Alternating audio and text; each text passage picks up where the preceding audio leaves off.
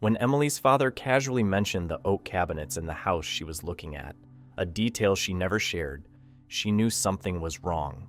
What she uncovered next would destroy her trust. Tracking software, stolen savings, and the fight of her life to win it all back. Before we move on, I'd like to ask you a small favor. If you appreciate this content, please take a second to like this video and subscribe to the channel.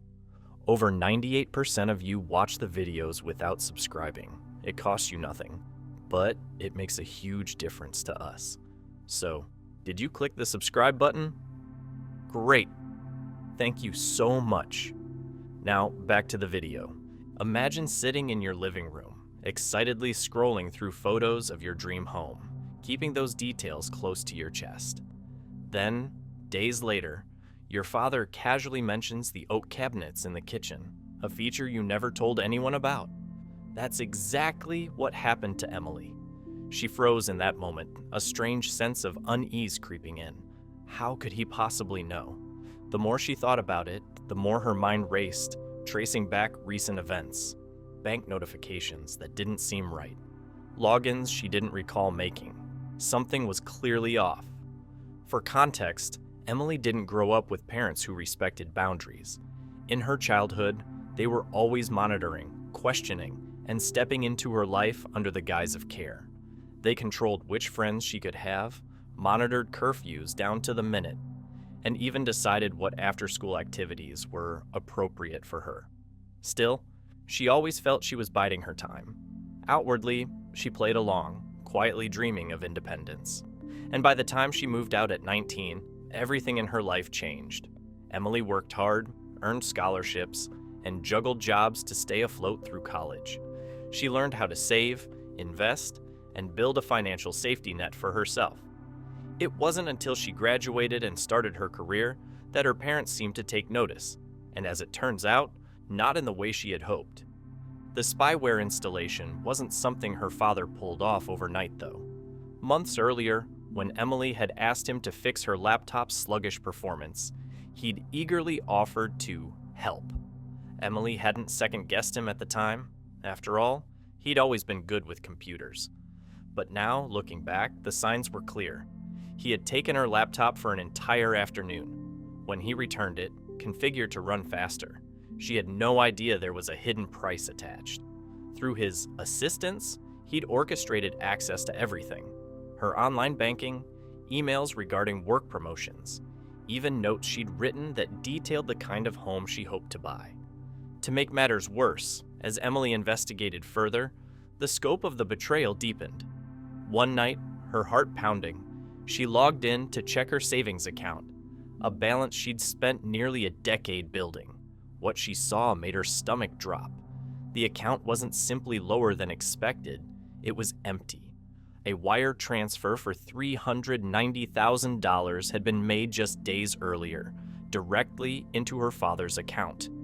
Her pulse raced as the panic took over. Was this real? Was there some mistake? Refreshing the page didn't change the horrifying reality staring back at her. That money, saved through tireless effort and sacrifice, was gone. The emotional fallout wasn't instant. In the hours and days that followed her discovery, Emily flipped between devastation and anger. Time and again, she asked herself, how could her own parents, her father specifically, violate her trust like this? The idea that they thought it was acceptable to monitor her every move seemed calculated, deliberate. More than losing the money, she felt stripped of her autonomy.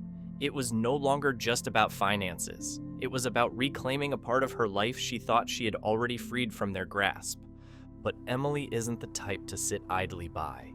After the initial shock wore off, she knew there was only one way forward: fight back.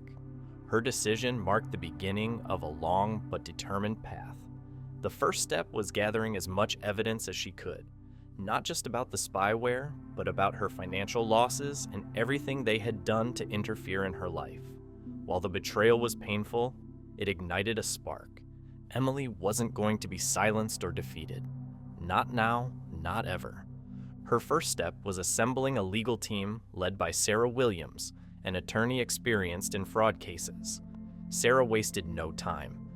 Before Emily's parents had a chance to spend or move the stolen $390,000, the team filed an emergency injunction to freeze the funds. This single move was critical.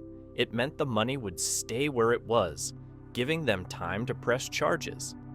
Alongside this, the case against her parents took shape, focusing on theft, fraud, unauthorized computer access, and invasion of privacy.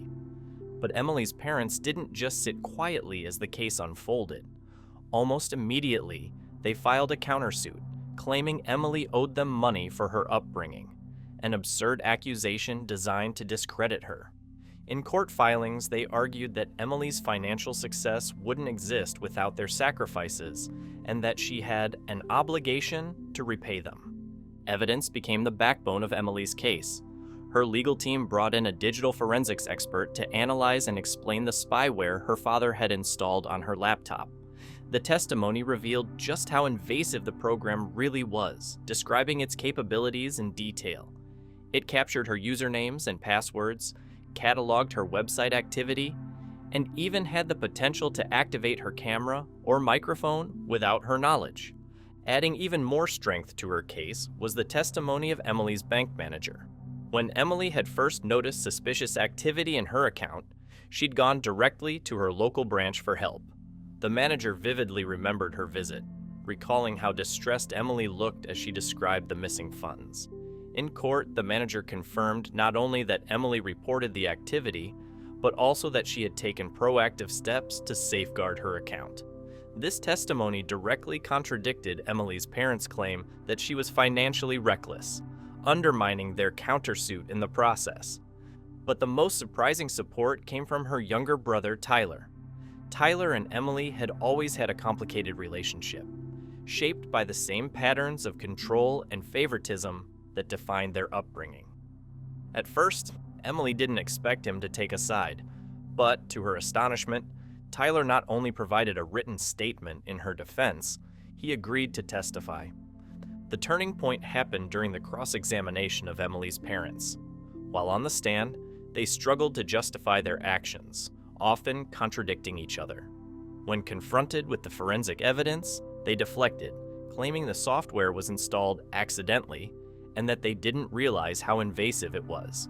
Their responses didn't stand up under scrutiny, particularly after Tyler's testimony and the detailed breakdown from the digital expert. The final ruling left no doubt about the judge's stance. She ordered Emily's parents to return the remaining $390,000 immediately. But it didn't stop there. On top of the full restitution, they were fined an additional $50,000 in punitive damages, a financial penalty meant to solidify the seriousness of their actions.